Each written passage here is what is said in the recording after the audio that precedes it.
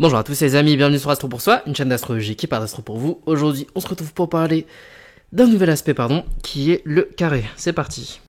Alors le carré c'est quoi? Le carré c'est par excellence l'aspect que personne n'aime. C'est l'aspect rouge. À chaque fois que on parle d'un thème et qu'on dit il y a un carré, c'est la catastrophe. Avoir des carrés c'est pas bien, c'est le pire truc qu'on puisse avoir, c'est le pire aspect.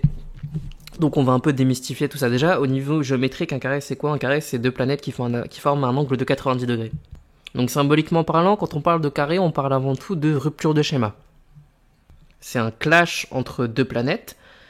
Si je prends une image, elles se font des croche-pieds, elles ne s'apprécient plus. En conjonction, c'était le mariage. Alors heureux ou malheureux, ça je sais pas. Mais en tout cas, c'était le mariage, elles étaient descotchées. Là, au carré, elles forment un angle qui fait que naturellement, elles sont dans des signes qui ne vont pas ensemble. C'est vrai que le carré, sur le coup, c'est un aspect de tension.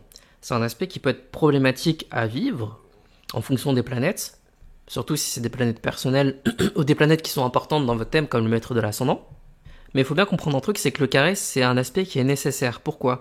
Parce que cette tension va mettre en action. En réalité, un carré est extrêmement, alors facile, peut-être pas, mais moins compliqué à vivre à partir du moment où la personne travaille dessus et se met dans l'action. Au final, le carré, c'est quoi? C'est une rupture de schéma. Donc, ces deux planètes nous disent, ou plutôt nous demandent, de prendre une décision, de nous lancer, de faire ce pas en plus, même si on n'est pas sûr de nous, même si on n'y connaît rien, même si on doute. Il y a un peu une énergie, alors j'aime pas faire des analogies, mais je vais la faire quand même celle-là. Il y a un peu une énergie bélier dans le carré. Le carré nous dit agis, lance-toi, prends le risque, ose prendre le risque. Parce qu'un carré qui est pas bien vécu, ça rend la personne aigrie vis-à-vis de ses planètes. Vu que la tension arrive pas à s'exprimer, soit elle est introjectée, donc on rentre dans des processus j'ai envie de dire de destruction, mais c'est toutes les formes de destruction. Par exemple, la dépression, c'est une destruction psychique. Le mécontentement perpétuel, c'est une destruction émotionnelle. Si on rate le coche du carré, on entre dans la critique, dans l'énervement, dans la colère, dans le mécontentement, l'insatisfaction. On est dans un espèce de vide dans sa vie. Alors que le carré bien vécu, le carré qu'on arrive à exorciser, c'est un carré qui nous fait agir, c'est un carré qui nous fait œuvrer, c'est un carré qui nous fait produire, c'est un carré qui nous fait rentrer dans un processus de transformation. La clé du carré, c'est vraiment ça, c'est agir, c'est se prouver, c'est se lancer. C'est une tension qui doit s'exprimer. D'ailleurs, les personnes qui n'ont pas beaucoup de carrés dans leur thème, par exemple qui ont beaucoup de sextiles ou de trigones, elles ont tendance à vivre sur leur facilité. Il manque du dynamisme. Il manque des tensions intérieures qui vont être nécessaires pour faire avancer la personne.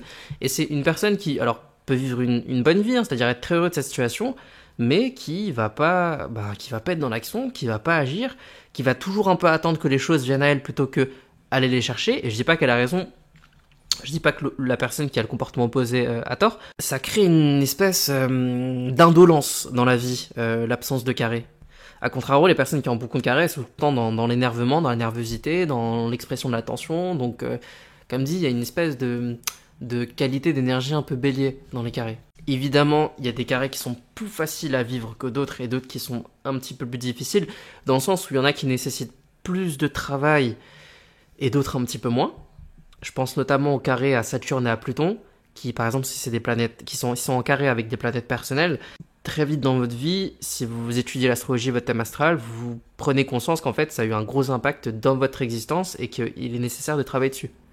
Sans rentrer dans les détails, par exemple, un soleil carré à Pluton, c'est déjà un début de mythe de Faust. Et là, je vous renvoie aux travaux de Luc Biget sur les mythes.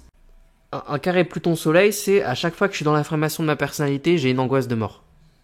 On se sent frappé par la fatalité.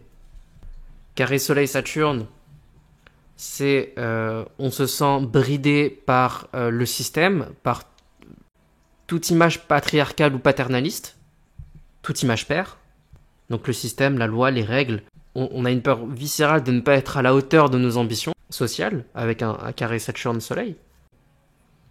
Donc si vous avez des carrés dans votre thème, et notamment des carrés importants, travaillez sur ces planètes, c'est-à-dire créer un espace dans votre vie qui permet à ces planètes-là d'extérioriser les tensions. Si vous avez des carrés à Mars, par exemple, bah, c'est plutôt les énergies du corps, donc peut-être faire du sport, des arts martiaux, faire de la compétition, quelque chose qui vous met dans l'opposition. Après, ça dépend de la planète avec laquelle, évidemment, Mars est en carré. De la même manière, si vous avez des carrés à Mercure, alors il faut créer dans votre vie des espaces d'expression, des espaces où vous avez la possibilité d'apprendre. Il faut que le mental faut pouvoir évacuer les tensions mentales. Les carrés à la Lune ou à Vénus qui touchent du coup directement le corps émotionnel, la sensibilité.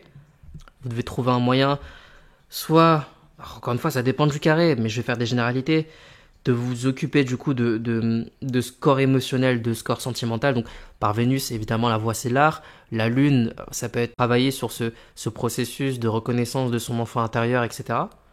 Le carré, c'est un problème, mais qui va, si on travaille dessus, nous amener une solution qui va nous faire avancer dans notre vie et dans notre chemin de développement intérieur. Donc ne diabolisez pas les carrés, c'est pas forcément, comme dit, des aspects faciles à vivre. Toute tension évacuée amène à un avancement. Si, je vais finir là-dessus, je prends les aspects en termes de cycle. Alors évidemment, la conjonction, c'est l'apparition d'une brillante idée. Admettons que vous vouliez ouvrir une boulangerie. Ben, vous avez l'idée d'ouvrir votre boulangerie à la conjonction. Vous commencez à vous intéresser, à vous investir dedans, à vous former, à passer des diplômes, etc. En carré, ça va être le signe des premières résistances. Est-ce que c'est vraiment fait pour vous?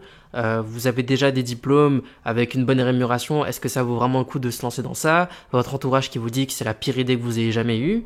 Vous regardez le coût, vous regardez ce que ça coûte d'ouvrir une boulangerie, l'approvisionnement et tout, etc. Et vous vous rendez compte que c'est assez faramineux et pas trop dans vos moyens, donc il faut trouver des solutions. Vous voyez toutes ces embûches là, tous ces doutes, les embûches, etc. Ça se fait en carré.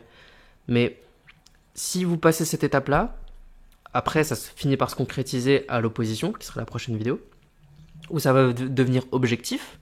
Là où en conjonction, c'était pure subjectivité, en opposition, ça va devenir quelque chose de réel, de tangible, d'objectif, donc de dévoiler au monde. Mais sinon, au carré, vous pouvez très bien vous dire, ben non, en fait, finalement, je reviens à comme c'était avant. Ça m'intéresse pas du tout. En fait, je me suis trompé, la boulangerie, c'était juste plus ou moins un hobby. J'ai réussi une tarte aux pommes et deux ou trois croissants et j'ai pensé que j'étais boulanger ou boulangère. Mais en fait, c'est beaucoup plus compliqué que ça. Et je m'arrête. Puis après, ben, ce qui se passe, c'est que vous passez votre vie à vous dire, qu'est-ce que ça aurait donné quand même si j'avais pu ouvrir ma boulangerie. Et dans le pire des cas, vous rouspétez contre ceux qui ont tenté le pas, qui ont franchi l'étape du carré, qui sont allés dedans et qui ont réussi. Donc voilà, je vous invite encore une fois à regarder votre thème et à travailler sur vos carrés, à les partager en commentaire, pourquoi pas en parler, ça peut être sympa. Et parce que de toute façon, une fois qu'on aura fait tous les aspects, je pense qu'on aura assez de matériaux pour organiser des petits lives avec, si des gens sont motivés, pour pouvoir discuter des thèmes de chacun, ou pourquoi pas autour d'un thème un peu central, d'une grande personnalité publique ou autre que tout le monde connaît, parce que ça, je trouve que c'est un bon exercice et c'est vachement enrichissant. Donc voilà, bon, on va s'arrêter là en tout cas pour les carrés. Donc comme je disais, n'hésitez pas à lâcher un pouce bleu, un commentaire, à vous abonner si cette vidéo vous a plu. On se retrouve pour la prochaine vidéo du coup qui sera sur l'opposition. Au revoir.